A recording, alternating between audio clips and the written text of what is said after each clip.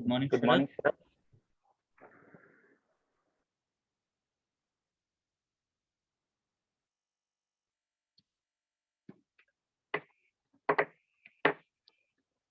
जिसको नहीं पता पहले बता दें, कल शायद पीटीएम है।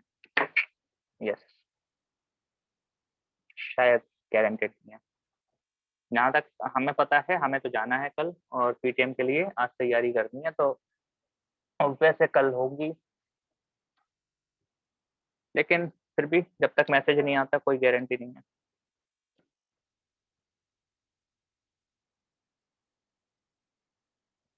सिर्फ आपको मार्क्स बता दिए जाएंगे, इससे ज्यादा कुछ नहीं होगा।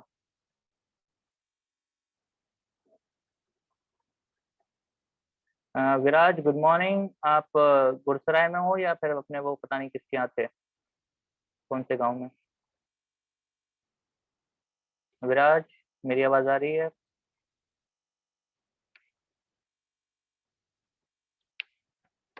गुरसराय बोल रहे हैं यार, क्या है यार। ये पूछ रहे आप चिरगांव में हो या अपने गांव में थे वहां पर हो?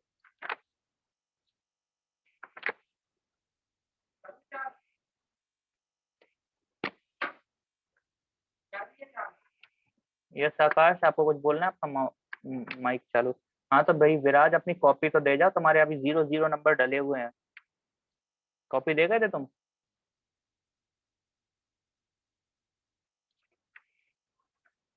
विराज कुछ पूछ रहे, आपने कॉपी सबमिट कर दी थी स्कूल में? अगर नहीं करी है तो भाई हम पहले बता दें, कल मीटिंग है और फिर आप बाद में हमसे बोलो कि सर हमें 0 0 नंबर चढ़े हैं, तो हम रिस्पॉन्सिबल नहीं होंगे इस चीज के लिए।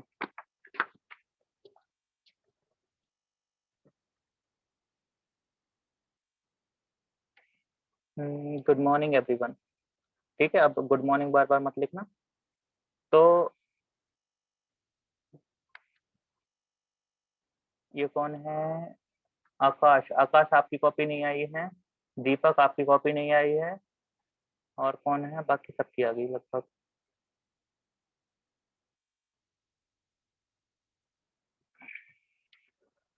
तो कल हमने आपको एसिड के प्रोसेस बनाई थी, या बोल सकते हैं इसको प्रिपरेशन। एसिड बनाने के तरीके बताए थे हमने आपको। 2 तरीके बताए थे। पहला तरीका हमने आपको बताया था कि क्या करो, किसी भी आप मेटल ऑक्साइड को लो। क्या बोल रहे हैं? Metal metal non metal oxide को, नॉन मेटल ऑक्साइड को लो और उसमें पानी में जोड़, पानी डाल दो, तो आपका क्या बन जाएगा? आपका एसिड बन जाएगा। ये आपका एक तरीका हो गया। दूसरा तरीका हमने आपको बताया था कि क्या लो, एक आप नॉन मेटल लो और उसमें हाइड्रोजन जोड़ दो। एक नॉन मेटल ले लो, उसमें हाइड्रोजन जोड़ दो, तो दूसरे कंडीशन में भी क्या होगा? एसिड बन जाएगा। इसके अलावा और भी कंडीशन, और भी तरीके होते हैं इसको बनाने के, कि अगर आप क्या करो, कोई बेस ले लो, वहां से उसको तोड़, बेस से नहीं बनेगा।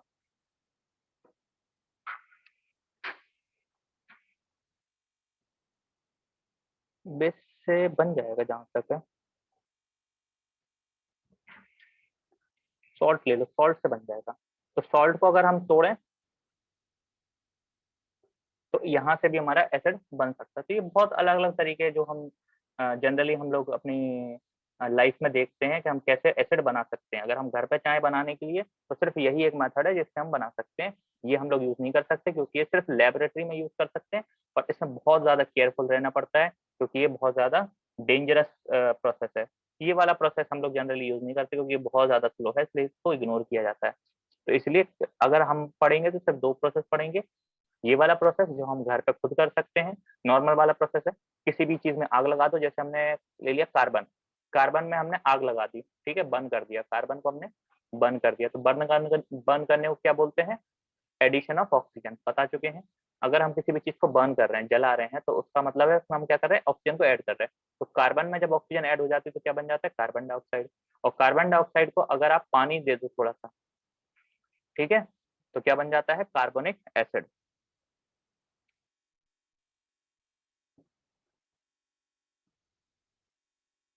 समझ में आया? तो ये प्रोसेस थी कार्बन एसिड बनाने की। अब हम दूसरी चीज बता रहे हैं कि अगर हमारे पास ऑलरेडी चीज है, तो हम उसको कैसे चेक कर सकते हैं कि वो एसिड ही है या कुछ और है। हमने एसिड बना ली, अब हमें ये चेक करना है कि वो एसिड ही बनी या कुछ और बन गया, क्योंकि जनरली क्या होता है कि एसिड तैयार होता है, लेकिन कभी कभी ये भी हो जाता है कि एसिड के अलावा कुछ और तैयार हो जाए। तो अगर हमें हमें ये चेक करना है तो इसके लिए हमारे पास 3 तरीके होते हैं। ठीक है, और भी तरीके होते हैं, 5 तरीके होते हैं, लेकिन हमें जो पढ़ना है वो सिर्फ 3 पढ़ने, क्योंकि इसके अलावा फिर सिलेबस, आउट ऑफ सिलेबस चीजें हो जाएंगी। तो हमें सिर्फ 3 पढ़नी। तो पहली चीज कि अगर हम हमारे पास कोई भी एसिड है, कोई भी एसिड हमारे पास है, उसकी रिएक्शन आप किसके साथ करा दो? मेटल के साथ करा दो। ये प्रोसेस याद रखना, लाइफ टाइम याद रखना, क्योंकि फ्यूचर में यही सबसे इंपॉर्टेंट बन जाएगी, देख लेना।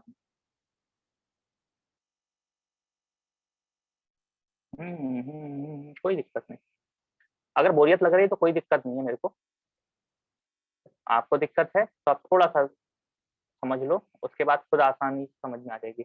आज सिर्फ शायद यही हम बता पाएंगे, इसके अलावा कुछ नहीं बता पाएंगे। तो फिर से बता देते, कोई भी एसिड अगर आपके पास है, उस एसिड को आप मेटल से जोड़ दो। या फिर हमने ये डब्बा लिया, डब्बे में हमने एसिड भर दी, और इसमें हमने क्या किया, एक छोटी सी कील डाल दी, कील तो नेल वगैरह ये हमने इसमें रख दिया। तो हमें क्या देखने को मिलेगा उसमें से, क्या हुआ, जैसे ये मान लो आपकी कील है, ये आपकी कील होगी, तो क्या देखने को मिलेगा, वहां पर छोटे छोटे बबल्स ऐसे निकलने लगेंगे। आप करके देखना घर पे, कोई रेसिड रखी होगी तो उसको आप डाल देना। तो ऑब्वियसली क्या देखने को मिलेगा, इससे बबल्स निकलने लगेंगे। तो ये बबल्स क्यों निकल रहे हैं, कोई बता सकता है? बहुत इजीली हम समझ सकते हैं कि किसी भी एसिड में अगर आप मेटल को डालोगे तो हमारे पास H2 यानी हाइड्रोजन गैस रिलीज होगी। बस इतना सा याद रखो कि किसी भी एसिड में अगर हम मेटल वाली चीज को डाल दोगे तो रिजल्टेंट क्या होगा, हाइड्रोजन गैस ही होगी। अब ऐसा क्यों होता है, एग्जाम्पल देख लेते हैं। मान लीजिए हमारे पास है HCl, हाइड्रोक्लोरिक एसिड, ठीक है, और हमारे पास है ये कील किसकी होती है, कील होती है आयरन की, Fe की होती है ना।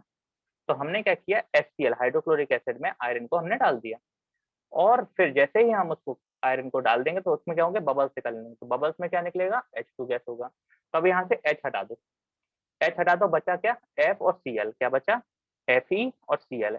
Fe की वैलेंसी होती है 3, पता होगा, और Cl की वैलेंसी क्या होती है, -1। इनका कर दो क्रॉस, तो क्या बन जाएगा, Fe1Cl3, क्या बन जाएगा, Fe1Cl3। बताओ ये चीज समझ में आई या नहीं?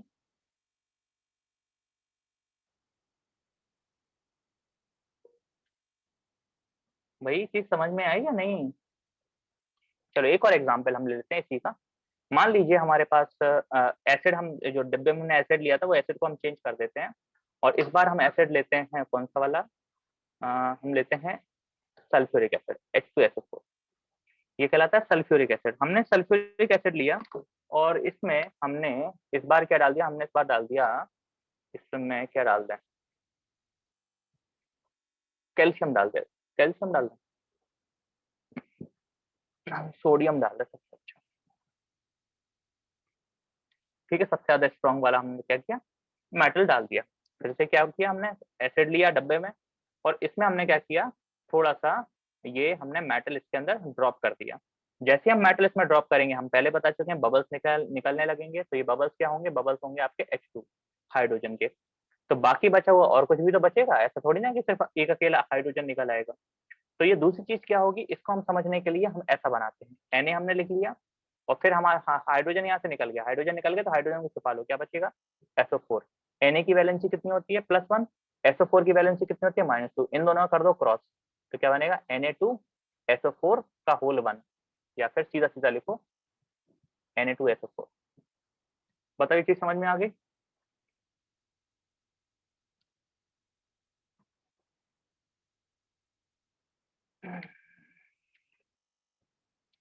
अगर समझ में नहीं आई तो मैं पहले बता देता हूँ, बहुत दिक्कत होगी फ्यूचर में, इसलिए अभी थोड़ा सा समझ लो। दो तरह की एसिड होती हैं जनरली जो हम लोग घरों में देखते हैं, एक बहुत ही ज्यादा डेंजरस वाली होती है, और एक बहुत ही ज्यादा इजी वाली, बहुत ज्यादा क्या बोलते हैं, इजी तो नहीं बोलते, तो क्या बोलते हैं, कम स्ट्रेंथ की होती है, कि हम उसको जनरली टच भी कर सकते हैं, हमें कोई डेंजर से खतरा नहीं है। ठीक है, जो एसिड बहुत ज्यादा डेंजरस होती है उसको कहते हैं हम क्या बोलते हैं, इनऑर्गेनिक एसिड, इनऑर्गेनिक एसिड। तो इनऑर्गेनिक एसिड्स डेंजरस होती हैं, इन लोग इन इनसे आप हमेशा दूर रहना। अब दूसरी होती है ऑर्गेनिक, ये आपकी कम हार्मफुल होती हैं, लेकिन ये भी खतरनाक होती हैं, लेकिन लेस हार्मफुल होती हैं। नॉट हार्मफुल की जगह हम लिख देते हैं लेस हार्मफुल। जैसे भी खतरा होता है, लेकिन ये बहुत कम हार्मफुल होती हैं। इसका एग्जाम्पल है विनेगर। विनेगर आप सब लोग खाने में यूज करते हो, बिल्कुल, क्योंकि ये कैसा होता है, ये ऑर्गेनिक होती है, इसमें कार्बन ही कार्बन होता है, जबकि इनऑर्गेनिक में कार्बन नहीं होता है। ऑर्गेनिक में कार्बन होता है, इसलिए वो बहुत ज्यादा उसकी स्ट्रेंथ कम हो जाती है। इनऑर्गेनिक में कार्बन नहीं होता, जिसकी वजह से स्ट्रेंथ बढ़ जाती है। इसका एग्जाम्पल है HCl, देख सकते हो इसमें कार्बन है, नहीं है। H2SO4, इसमें कार्बन है, नहीं है। तो हमने ये एग्जाम्पल जरूर यहाँ पे लिख दिए हैं, लेकिन ये बात ध्यान रखना, आप घर पे इसको ट्राई मत करना, ठीक है। ये इसलिए बता रहे थे कि दो तरह की होती हैं, इनऑर्गेनिक और ऑर्गेनिक। ऑर्गेनिक आप जो चाहो वो एक्सपेरिमेंट कर सकते हो इसके साथ, आपको डर नहीं है, खतरा नहीं है इसके साथ। इसको आप अपना हाथ भी इसमें डाल लोगे विनेगर में, तो आपको कोई इतनी दिक्कत वाली बात नहीं है। टमाटर है, टमाटर में कौन सा होता है, टमाटर में कोई एसिड होता है, पता है आपको? ये चीज आप लिख लो, आपको याद हो जाएगी। टमाटर में एक एसिड होता है, ऑक्सैलिक एसिड। विनेगर में कौन सा होता है, विनेगर, विनेगर में होता है एसिटिक एसिड। एसिटिक एसिड होता है विनेगर में, टमाटर में होता है ऑक्सैलिक एसिड। ऑरेंज, ऑरेंज जानते हो ना, ऑरेंज में भी एक एसिड होता है, कोई बताएगा ऑरेंज में कौन सा एसिड होता है?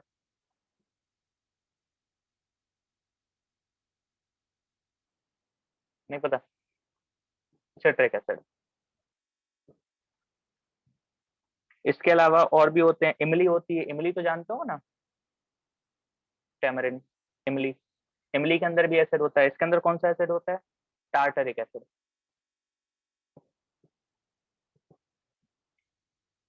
ये सारे के सारे जितने भी एसिड के हम नाम लिख रहे हैं, सारे के सारे ऑर्गेनिक है। इसके अलावा और किसमें होता है, दही, दही होता है, हाँ दही में भी होता है, दही में भी एसिड होता है। कौन सा एसिड होता है, बता सकता है कोई? ये तो नॉर्मली सबको पता होगा।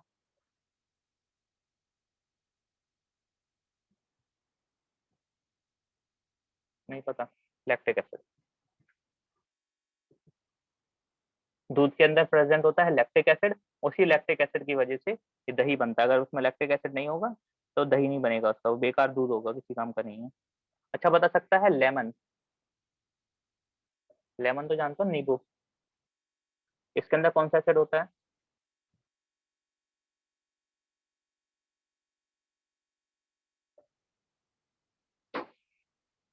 लेमन के अंदर कोई बता सकता है कौन सा एसिड होगा?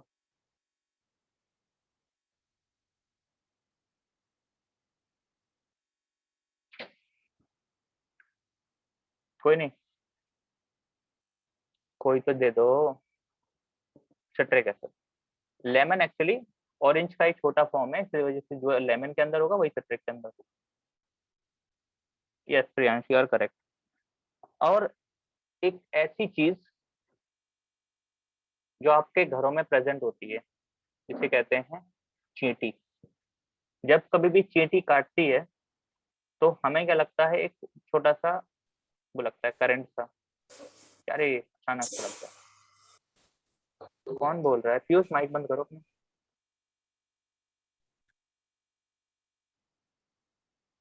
तो क्या बता रहे थे कि जो एसिड होते हैं चींटी के अंदर, चींटी के अंदर नहीं होता, सॉरी, चींटी के जहर के अंदर, उसके क्या बोलते हैं, स्टिंग बोलते हैं, या फिर बोल सकते हो उसके कांटा जो भी होता है, उसके अंदर कौन सा प्रेजेंट होता है? यही सबसे ज्यादा कॉम्प्लिकेटेड एसिड है, इसको कहते हैं हम methanoic acid.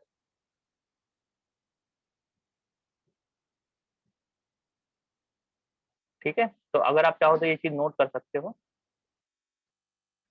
Methanoic, formic acid, methanoic acid. Formic acid का फॉर्मूला ये होता है COOH, ये होता है फॉर्मिक एसिड। ठीक है,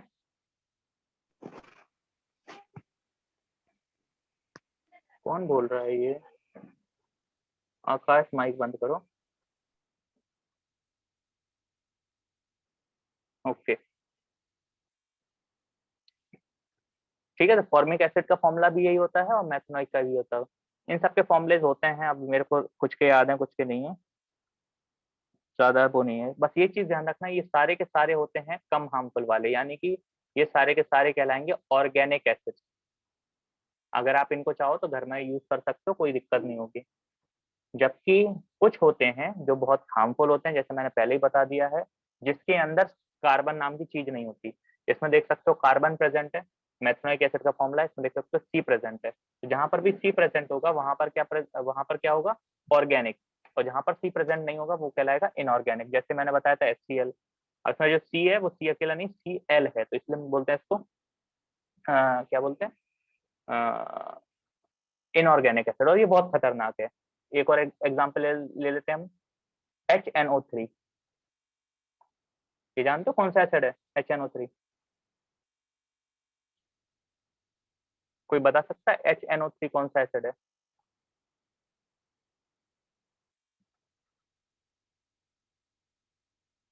किसी को नहीं पता? HNO3, N से नाइट्रोजन, तो ये है नाइट्रिक एसिड। ठीक है, ये चीज समझ में आ गई, नॉर्मल वाली बात है। एक और एसिड ऐसी बता देते हैं जो कि बहुत ज्यादा डेंजरस है, अभी तक की सबसे बहुत, क्या बोले कि उसमें अगर आप ये कपड़ा डालोगे ना तो ये कपड़े का कुछ भी नहीं बचेगा, इतनी जल्दी उसको उड़ा देगा। बहुत ज्यादा खतरनाक एसिड है, उसको कहते हैं रॉयल वाटर। किसी को पता है रॉयल वाटर कौन सी एसिड होती है? कोई बता दो, बिना गूगल करे। नहीं पता तो बताओ, नहीं पता।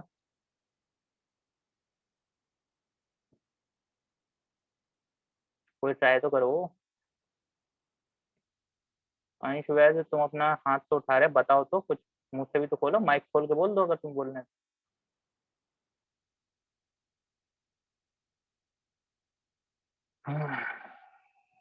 हाथ नीचे करो पहले तो। हम्म, तो रॉयल वाटर होता है इन दोनों का जोड़, और कुछ नहीं, खत्म। इन दोनों को आप जोड़ दो, नहीं, वो HCl और नाइट्रिक एसिड दोनों को जब कंबाइन करते हैं तो जो एसिड बनता है वो अभी तक का सबसे हार्ड एसिड है। और इसमें कोई भी चीज आप घोलोगे घुल जाएगी, यहाँ तक कि आप डायमंड है, डायमंड को भी घोल दो तो वो भी घुल जाएगा, इतनी ज्यादा हार्ड होती है। तो आप समझ लो कि इसको बहुत कम यूज करते हैं, लेकिन फिर भी इसको यूज किया जाता है। इसको कहाँ पर यूज करते हैं, यहाँ ये ज्वेलरी जो होती है ना, जो आपकी ज्वेलरी होती है वो क्या कहते हैं उसको, गहने वगैरह बनते हैं जहाँ पर, वहां पर उसका इस्तेमाल किया जाता है। क्योंकि उसको हम गोल्ड को उससे प्यूरिफाई कर सकते हैं इसकी हेल्प से। गोल्ड को अगर हमें साफ करना है तो हम इसी से साफ कर देते हैं, बस इसमें हाथ वगैरह नहीं लगाते। वो जैसा भी है वो लोग कर लेते हैं, इसको थोड़ा सा पतला कर लेते हैं, वो डायरेक्टली यूज नहीं कर सकते क्योंकि अगर करेंगे तो उनका ब्रश जो है वो भी जल जाएगा। तो सिर्फ एक चीज इसमें नहीं जलती, वो है कांच, और दूसरा है प्लास्टिक।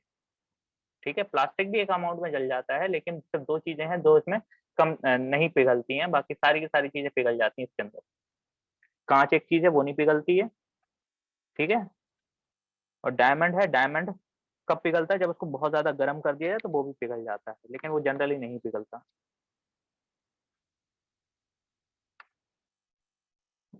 हाँ, इसी को एक्वा रिजिया भी बोलते हैं। ठीक है, इसी एसिड को एक्वा रिजिया भी इसको बोलते हैं।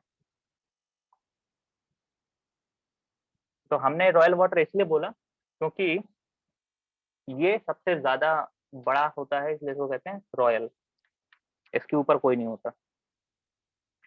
तो हमने क्या बताया था आज? आज हमने बताया कि अगर एसिड को अगर हम मेटल से मिला दें तो क्या होगा, हाइड्रोजन गैस निकलने लगेगी।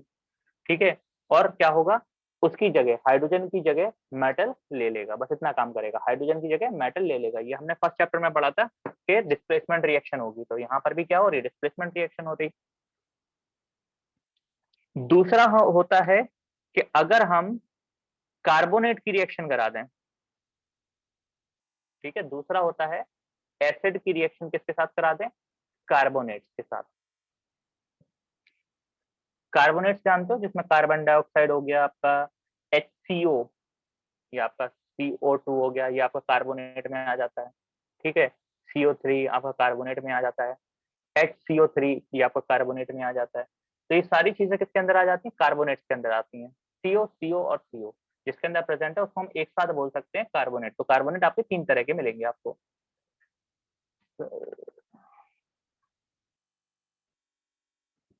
मेरी आवाज सबको आ रही है?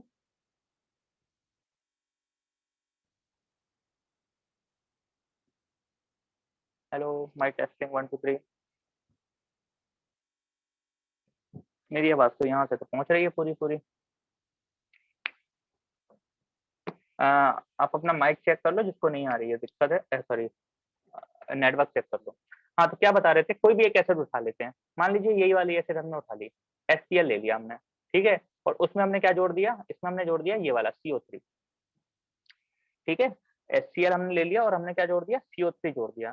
तो जो रिजल्ट क्या होगा, जब कभी भी हम एसिड और कार्बोनेट को जोड़ेंगे तो रिजल्ट क्या होगा, रिजल्ट होगा कार्बन डाइऑक्साइड। हमेशा ध्यान रखना, कार्बन डाइऑक्साइड उसमें से निकलेगा। अगर उसमें ऑलरेडी प्रेजेंट है तो कार्बोनेट निकलेगा, अगर नहीं प्रेजेंट है तो कुछ नहीं होगा, मतलब फिर नहीं पता क्या होगा। अगर उसमें कार्बोनेट प्रेजेंट है, कार्बोनेट मतलब कार्बन डाइऑक्साइड, CO3 या HCO3, अगर ये प्रेजेंट है तो रिजल्ट में कार्बन डाइऑक्साइड हमेशा निकलेगा। तो हम CO3 को अकेला नहीं ले सकते क्योंकि CO3 नहीं होता, CO3 डबल नेगेटिव होता है। डबल नेगेटिव तो ये आयन हो गया, तो आयन अकेला एग्जिस्ट नहीं करता, तो इसको किसी के साथ लेना पड़ेगा। हम ले लेते हैं CaCO3। कोई समस्या है इसमें बता दो। हमने एक एसिड ले लिया क्योंकि हमसे बोल रहा था ये, और हमने एक कार्बोनेट ले लिया। कार्बोनेट का मतलब जिसके अंदर CO3 है या COSCO3 है, इस तरह की कोई चीज है, हमने वो उठा लिया। उसके बाद हम क्या करेंगे, उसके बाद हम इन दोनों की रिएक्शन कराएंगे। हम पहले बता चुके हैं कि जो हाइड्रोजन होगा उसकी जगह कौन ले लेगा, उसकी जगह ले लेगा मेटल। ये हमेशा याद रखना, जो हाइड्रोजन होगा उसकी जगह कौन ले लेगा, मेटल। और साथ में ये कार्बन डाइऑक्साइड तो फिक्स है, कार्बन डाइऑक्साइड तो फिक्स है, अगर कार्बोनेट है इसमें तो कार्बन डाइऑक्साइड तो फिक्स है, वो हमेशा निकलेगा। उसके बाद हमने क्या बताया, हमने ये बताया कि जो Ca है वो H की जगह पहुंच जाएगा। इसने इसको लात मार के भगा दिया, तो ये क्या बचा, Ca अपनी जगह पहुंच गया, Cl अपनी जगह था, और H की जगह कौन आ गया, Cl आ गया। क्या बनेगा यहाँ पे, CaCl, क्योंकि इसकी वैलेंसी होती है 2, तो यहाँ पर जाएगा CaCl2। मेरी बात समझ में आ रही है या नहीं? थोड़ा सा कॉम्प्लिकेटेड जरूर है लेकिन ज्यादा कठिन भी नहीं है। क्या ध्यान रखना है, कोई भी एसिड अगर कार्बोनेट से मिल रही है तो कार्बन डाइऑक्साइड निकलेगी, कोई भी एसिड अगर मेटल से मिल रही है तो हाइड्रोजन गैस निकलेगी। तो यहाँ पर हमने देखा कोई भी एसिड कार्बोनेट से मिल रही है तो कार्बन डाइऑक्साइड गैस निकलेगी। और रिएक्शन कैसी होगी, क्योंकि ये मेटल है और ये हाइड्रोजन है, तो मेटल क्या करता है, हमेशा हाइड्रोजन को लात मार के भगा देता है। तो मेटल ने क्या किया, हाइड्रोजन को लात मार के भगा दिया। तो ये हाइड्रोजन अकेला थोड़ी ना जाएगा, ये अपने साथ एक ऑक्सीजन, क्योंकि यहाँ पे 2 ऑक्सीजन यूज हो गए ना, तो एक ऑक्सीजन अभी बचा है, तो इस ऑक्सीजन को ये यहाँ पे यूज कर लेगा और बना लेगा पानी। मतलब ये चीज समझ में आ गई?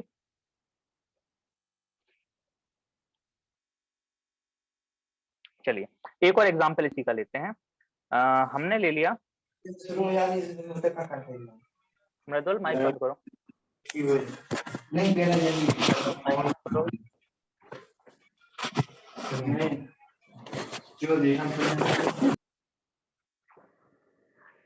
तो पता नहीं कहाँ क्या खाना खाना पीना, पता नहीं क्या क्या कर रहा है वो। मृदुल माइक बंद करो।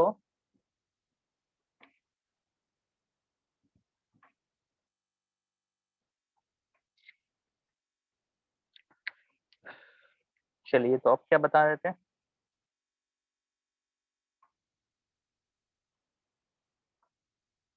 चलो अगला देखते हैं, खत्म।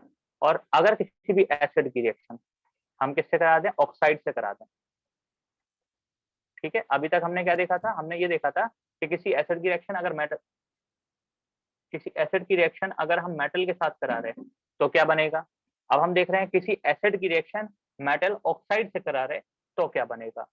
एक बात क्लियर है कि इसके अंदर ऑक्साइड है तो पानी बनेगा ही बनेगा। इसके अंदर ऑक्साइड था, कार्बोनेट के अंदर होता ना, कार्बोनेट के अंदर क्या है, CO2 है, CO3 है, तो यहाँ पर क्या मिलेगा, यहाँ पर हमें ऑक्सीजन मिल जाएगा, तो पानी तो बनेगा ही बनेगा, ये कन्फर्म कर लो। यहाँ पर भी सेम वही चीज है कि यहाँ पर ऑक्साइड है तो पानी तो बनेगा ही बनेगा, ये तो कन्फर्म है। मतलब ये चीज समझ में आ गई या नहीं?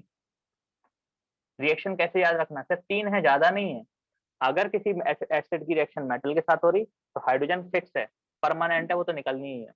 एसिड की रिएक्शन कार्बोनेट के साथ कराओगे तो कार्बन डाइऑक्साइड फिक्स हो गई, और क्योंकि ऑक्सीजन इसके साथ प्रेजेंट है तो पानी भी फिक्स हो गया, और बाकी बचा हुआ जो कुछ भी बचेगा वो हम लास्ट में लिख देंगे। एसिड की रिएक्शन मेटल ऑक्साइड के साथ कराएंगे तो एक बात क्लियर हो गई कि इसके साथ क्या है, ऑक्सीजन है, और ऑक्सीजन का मतलब है पानी तो हमेशा परमानेंट ही बनेगा। एक एसिड ले लो, कोई भी ले लिया हमने, H2SO4, ठीक है, कोई भी एक एसिड हमने उठा ली H2SO4, फिर हमने एक मेटल ऑक्साइड ले लिया, मेटल ऑक्साइड के फॉर्म में हम ले लेते हैं CaO, कैल्शियम ऑक्साइड। इजी है ना, इधर तक कोई दिक्कत नहीं होगी। कोई भी एक एसिड ले लो आप, कोई भी जो आपकी मर्जी हो वो आप एसिड ले लो। मेटल ऑक्साइड, कोई भी एक ऑक्साइड ले लो, ये मेटल और ये ऑक्सीजन, तो मेटल ऑक्साइड हो गया। तो एक बात तो फिक्स हो गई कि पानी तो बनना ही बनना है, ठीक है, पानी बनना है तो क्या क्या यहाँ से हटा देंगे हम, H हटा देंगे और O हटा देंगे, बचा क्या, Ca और SO4। हम पहले भी बता चुके हैं कि ये एक मेटल है, मेटल हमेशा हाइड्रोजन को लात मार के भगा देता है। तो SO4 अपनी जगह पे पहले से बैठा हुआ है, Ca उसकी जगह जाके बैठ गया, यानी कि CaSO4 हमारे पास एक तैयार हो गया। बताओ ये चीज समझ में आ गई, रिएक्शन कैसे हुई।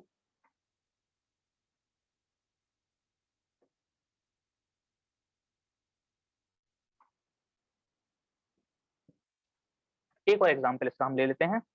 अब मान लीजिए हमने हाइड्रोक्लोरिक एसिड ले लिया, HCl, वैसे हमने सल्फ्यूरिक एसिड लिया था, हम HCl हाइड्रोक्लोरिक एसिड ले ले रहे हैं।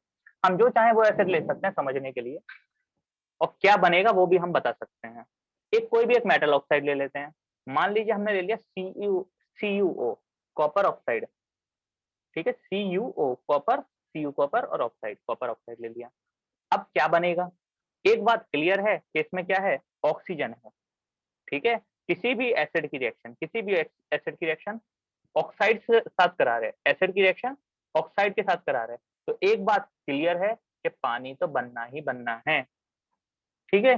अब क्या बचा, यहां से हमने ऑक्सीजन और हाइड्रोजन को हटा दिया, ऑक्सीजन और हाइड्रोजन को हटा दिया तो क्या बचा, जो Cu है वो हाइड्रोजन की जगह बैठ जाएगा, Cu है हाइड्रोजन की जगह बैठ जाएगा, और Cl हमारा बचा रहेगा, ठीक है। अब Cu की वैलेंसी होती है +2 3 2 होती है, और Cl की कितनी होती है, -1। इनका क्रॉस कर दो तो क्या बनेगा, Cu1 और Cl2, यानी कि CuCl2। ये चीज थोड़ा सा हो सकता है समझ में ना आई हो कैसे हमने कर दिया, इसके लिए आपको याद रखना पड़ेगा कि 9th क्लास में जो वैलेंसी पढ़ी थी ना, वही है, हमने कुछ नया नहीं किया। Cu की वैलेंसी कितनी होती है, Cl की वैलेंसी कितनी होती है, ये हमने किया, फिर उनका करते हैं क्रॉस, तो जो 1 होता है वो इसके नीचे आ जाएगा, और जो 2 रहेगा वो इसके नीचे क्रॉस हो जाता है, तो 1 आ गया Cu के बगल में और 2 पहुंच गया Cl के बगल में, तो हमारे पास फॉर्मूला क्या बन गया, Cu1 को नहीं लिखते, CuCl2, CuCl2। ये आया समझ में।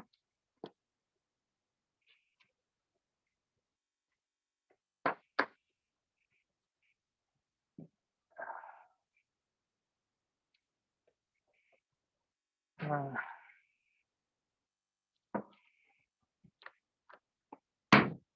आज के लिए इतना ही। बताओ कोई दिक्कत।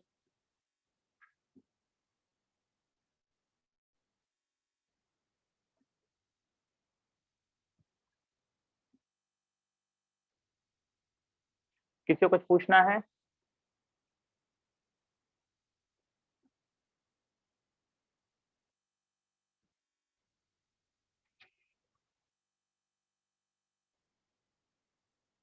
तो अगर मान लीजिए कल मीटिंग होती है तो आपको आज शाम तक मैसेज आ जाएगा, शायद कल मीटिंग है, क्योंकि हमें तो यहाँ पर इन्फॉर्म कर दिया गया है। आपको अगर कर दिया तो परमानेंट पता चल जाएगा आपको। तो आज फिर हम यहीं तक खत्म करते हैं। सिर्फ आज हमने क्या पढ़ा, एसिड की पहचान कैसे करते हैं, एसिड की केमिकल प्रॉपर्टीज कह सकते हैं, इसको क्या कह सकते हैं, केमिकल प्रॉपर्टीज। तो आज के लिए इतना ही।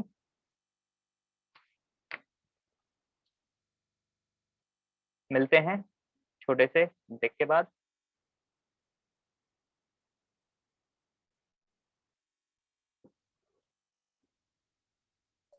ठीक है। Thank you sir. यस गौरव, कुछ बोलना है क्या।